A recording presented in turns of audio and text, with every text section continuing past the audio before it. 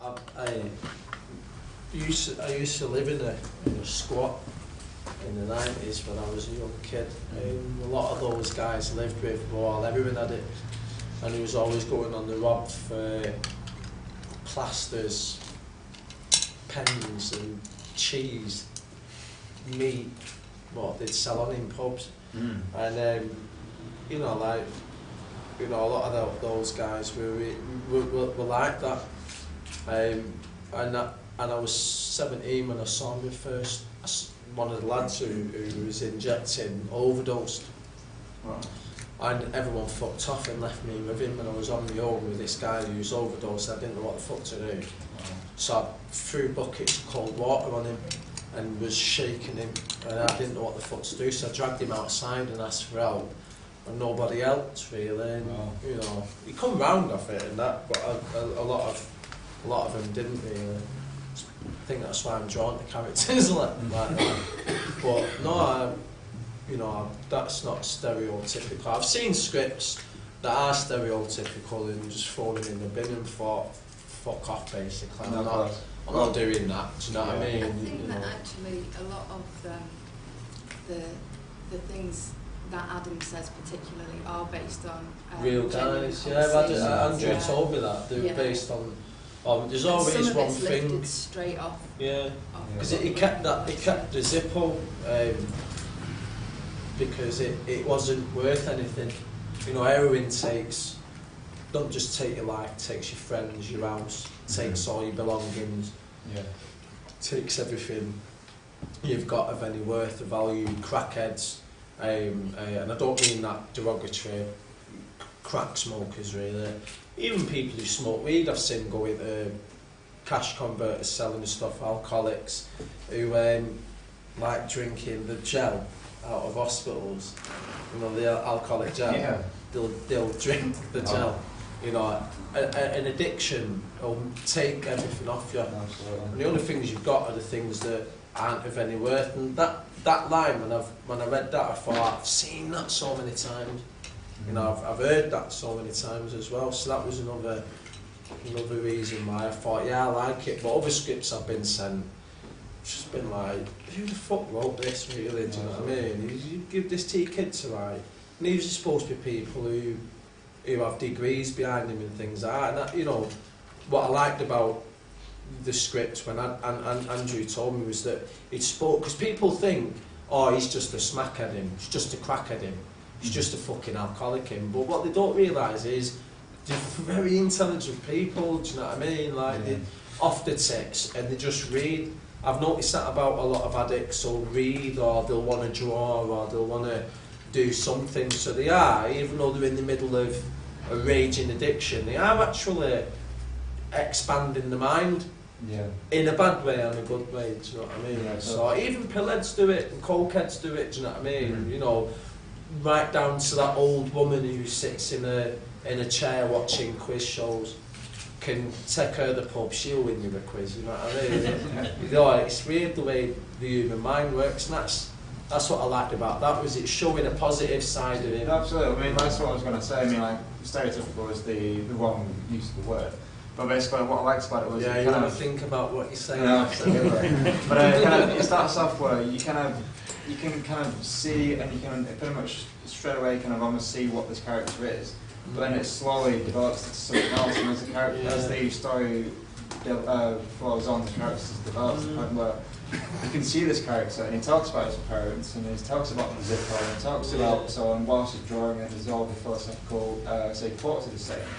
And it gets to the point where you understand the character more. I mean, basically, I think that's down to kind of the strong performance within the film itself. I mean, I think both of your characters were really strong within the film.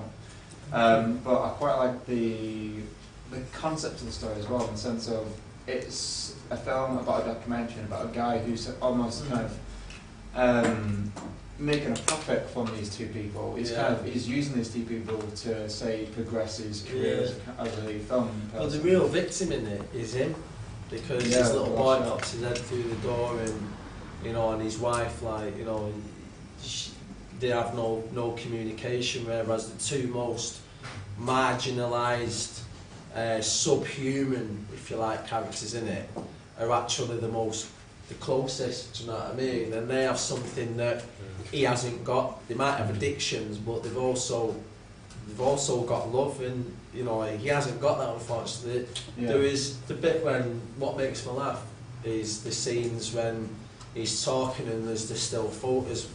Andrew took us to this, it was weird, wasn't it? It was like old flats, that all that was left with the shells, and we're cooking up the heroin, like, and all that, and then I looked up, and I looked up, and there was 2 coppers stood there. What you doing? It was like, it's like, what's that? I was like, it's not even real.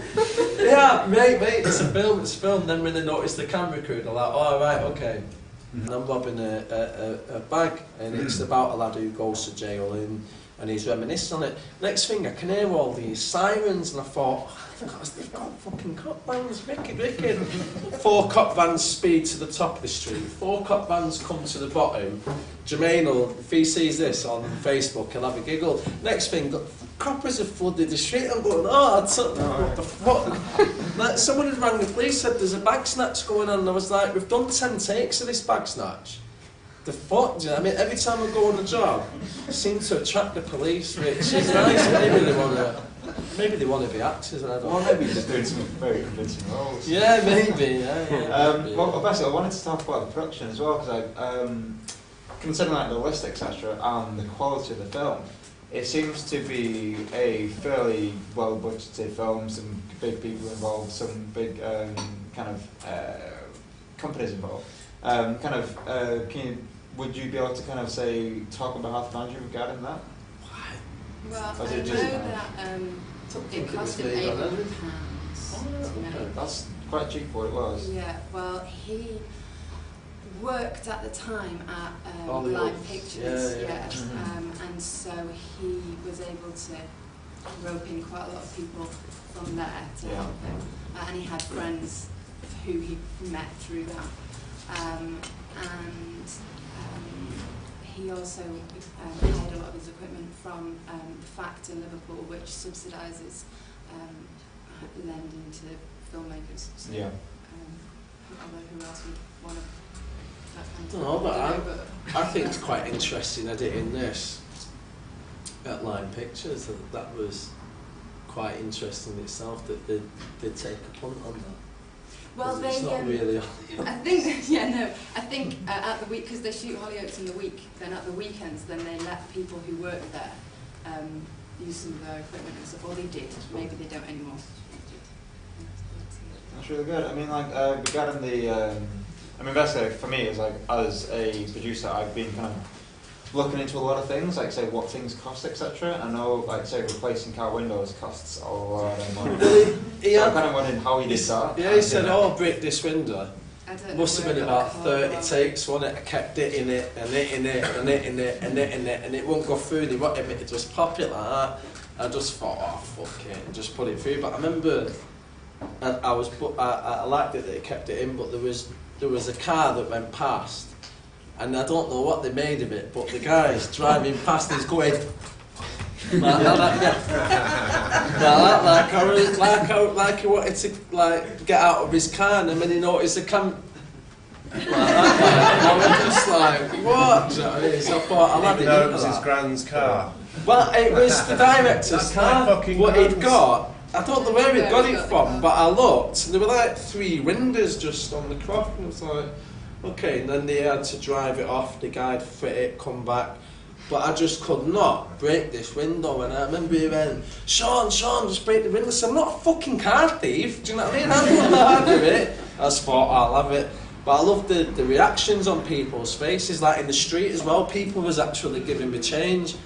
Like a guy walked past her and, have you got any change there, mate? He went, I ain't got any change, mate, but you can have some of that. I went, nice, so fine. And people were dumping change, and I thought it was really nice, because everyone in suits was walking past, and they were looking at me like that. Fucking horrible scumbag, and I thought, right, okay. So I had a little bit of a play with him, saying stuff like, I love Liverpool, I'm not really I'm not a Man United fan, you know. And I remember one guy in his suit went, fuck off, mate. Just carried on walking. I thought, right, okay. And he had a school briefcase with him. He had this, what was it called now? St Egbert's or something school. And I thought, you work in a school and that's how you speak to people, do you know what I mean? It was amazing. Christmas in your house. Reaction to you actually. Drew left something in the house and I said, well, I'm not, you know, you're filming Sean at the moment, I'll go and get it. And I was made up and you know, looked like I'd been dead a week. And which you want to look down at a place in Liverpool? Well, just walking down the street and watching some students. You get yourself in trouble. Some students were unloading loads of stuff into the house, and I always like look at people and smile and say, "Oh, hello." Yeah. Just absolute blank faces everywhere, and like looking a bit like guarding the car. Did you kind of say play up to that? Did you kind of like that and kind of try and? No, I was just in a hurry and wanted to get my stuff, but I did think that people have different reactions to you. They started locking the windows. Fucking hell, she brought a fella now. Let's lock the window. Locking the windows, like, actually really nice. Might give you some lentil soup recipes if you ask us. But yeah, people were like hiding their belongings when they saw us and stuff. It was like, gives you a really good idea of how people. Yeah, about people demonising. Well, as actors then, did you kind of say take that for the character and kind of you sort of basically put that into the performances? Yeah, you know, I like playing with my surroundings, and I sometimes get shouted at off directors for this, but I like involving members of the general public and things like that, because they're in my domain as it is, and I'm in theirs as well, so, you know, I think as adults we forget what it's like to be 8-year-old and have playtime and play army and rally-o and all that kind of stuff. You know, like I've played neo-Nazis as well, which is really funny when people look at me and I'm like, just look at the colour of my skin, just think, am I really a neo-Nazi? You know, because you can involve people in it. Do you know what I mean? We did that a lot, involving just playing with people, members of the public, and there was a big contingent who did feel sorry for us and wanted to be there for us, you know. But then there was a large contingent who would hide their belongings. So it was interesting seeing it from both sides, you know. That's really cool. Before we finish, any questions from the audiences? I've got one. The script obviously is quite involved, and how much of it was you ad-libbing and how much was it you stuck to? Not much really. I think I might have ad-libbed one line. What was the line? No, I can't. No, I said, do you want me to ad-lib? You know, like, I'll sit down with the director and go, right, what do you want from me and what can I give you? Do you know what I mean? Do you want me to ad-lib? Yeah, ad-lib all you want, Sean. Do you want me to ad-lib? No, don't ad-lib. So it depends what they want. And I remember saying to Andrew, do you want me to ad-lib? And he went, please, God, no. I know what you're like, please, God, please don't, Sean. Just stick to the script. Because I was like wanting to front people out in the street, follow them down the road and whine, give them aggro until they gave me some change. Because I know there are homeless guys that are like that, who'll put a big issue in your bag and then follow you and give you loads of grief. Because those kind of people are really desperate. And they think shoplifting cheese and things like that is a lot more acceptable than thieving from a conglomerate company or whatever. So as long as I know what my boundary is with the director, then great. Do you know what I mean? Like I'm well known for ad-libbing and things like that. But I just said, you know, what do you want? And he said, no, stick to the script. He said, you can ad-lib one line. And I went, all right then. And I can't remember what it was, but yeah, I stuck straight to the script. That was word for word, luckily. No, seriously, it's fantastic. I mean, for me personally, I thought it was a very good film, a great concept and some really good performances as well. Thank you very much. So, I just want to apologise for not being here as well. Yeah, he's in London.